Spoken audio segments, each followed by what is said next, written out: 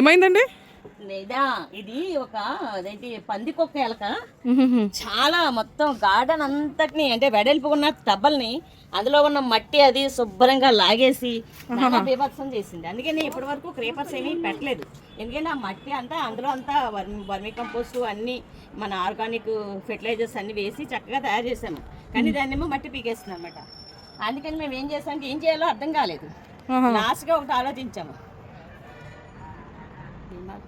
మరి దానికి ఏం పెట్టారంటే చచ్చిపోవడానికి? మరి అప్పుడు లాస్ట్ మా దమయంతి అసిస్టెంట్ మేము ఇద్దరం ఏం చేసామంటే ఆలోచించి ఒక పని చేద్దాం, హెవీ కెమికల్స్ మనకి మొక్కలు కూడా హామ్ చేస్తాయి మట్టికి, అందుకనే ఒక ట్యూబ్ లాంటి ఒకటి తీసుకొని వచ్చి ఏంటంటే ఎండి చేపల వాసన బాగా వస్తుంది కదా, అందుకని అది మామూలుగా టమాటాలు కట్లు పెడితే అది తొందరగా అట్రాక్ట్ అవ్వదు. అందుకనే ఎండి చేపల మీద ఆ మందు పూసి చక్కగా గార్డెన్ లో అక్కడక్కడ పెట్టేటప్పటికి శుభ్రంగా మేడం గారు ఎంత చక్కగా అది తిని ఇందులో దూరి చచ్చిపోయింది అనమాట. అదే చూసాను. గార్డెన్ కి అయితే మొత్తానికి చాలా బాధేసేది. ఎందుకంటే మొన్నే ఇదేంటి ఈ నారు వేసాము, ఏంటది వంకాయల నారు, అదన్నీ కొత్త నారులు వేస్తున్నాం అన్ని. తర్వాత క్రేపర్స్ కూడా వేద్దామని చెప్పేసి దొండకాయ అదేంటి బీరకాయలు ఇవన్నీ చిక్కుడుకాయలు అన్ని వేద్దామని అలా ఉంచాం సీడ్స్. కానీ ఆ పెద్ద టబ్బల్ని 100 రూపీస్ టబ్బల్ని ఏం చేస్తుందంటే ఇది మొత్తం మట్టి అంతా తెల్లగట్టేస్తుంది, అదంటే పైకి ఇష్టం ఉన్నట్టు చేసేస్తుంది.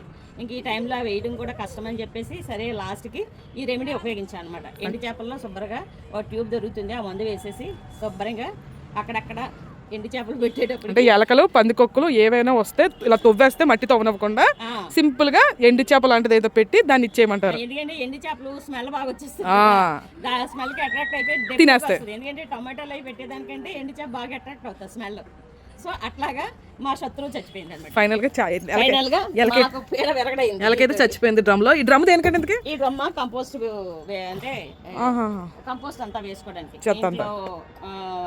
కిచెన్ వేస్ట్, అలాగే మన గార్డెన్ అంతా క్లీన్ చేస్తాం కదా, అప్పుడప్పుడు ప్రూనింగ్ చేస్తాము, అవన్నీ ఇందులో వేసుకుంటే ఇది కంపోస్ట్ కింద తయారు. ఇదిగో ఇది పైన ఇలా వేసేసుకుంటాము, కింద మూత పైన మూత, పైన ఇలా వేసేసుకుంటాము, కిందేమో ఇలా మూత ఉంటది, కంపోస్ట్ తయారైపోతుంది. ఇలాగా పైనుంచి చెత్తేస్తారు, కింద నుంచి కావాల్సిన తీసుకుంటాం. బాగుంది ఐడియా, చాలా బాగుంది. 1-2 months కి తయారైపోతుంది. మనం కింద నుంచి తీస్తా ఉంటాం, పైన వేస్తా ఉంటాం. మంచి ఐడియా. మొత్తం గార్డెన్ లో ఉన్న చెత్త కూడా ఈ డ్రమ్ లో స్టోర్ చేసుకోవచ్చు, ఏది వేస్ట్ అవుతుంది. ఉన్న ఏది కూడా వేస్ట్ కాదు, విత్ ప్లాస్టిక్ ఒకటి తప్ప ఏది కూడా వేస్ట్ కాదు, అన్ని అందులోకి వెళ్తాయి. మొత్తానికి ఎలక ఐడియా బాగుంది, డ్రమ్ ఐడియా బాగుంది. చూసారు కదా మొత్తానికి ఫైనల్ గా మీకు ఎలా అనిపించింది మా అత్తగా డ్రమ్ ఐడియా? ఈ ఎలకనైతే మాత్రం ఎలకని పందికొక్కుని పట్టుకోవాలంటే ఈ టెక్నిక్ అయితే ఫాలో అవ్వండి.